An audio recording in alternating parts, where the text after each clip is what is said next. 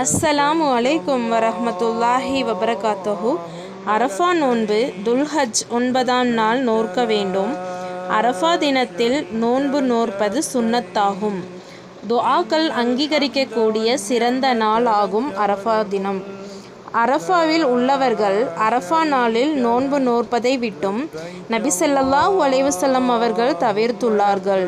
அரஃபா தினத்தில் இஸ்லாமிய மார்க்கம் பூர்த்தியானது. அதனால் இந்த நாளின் சிறப்பு அதிகமாக இருக்கும்.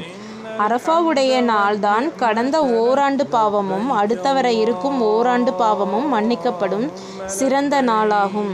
துஆக்களில் சிறந்தது இந்த அரஃபா தினத்தில் கேட்கக்கூடிய துஆக்களே.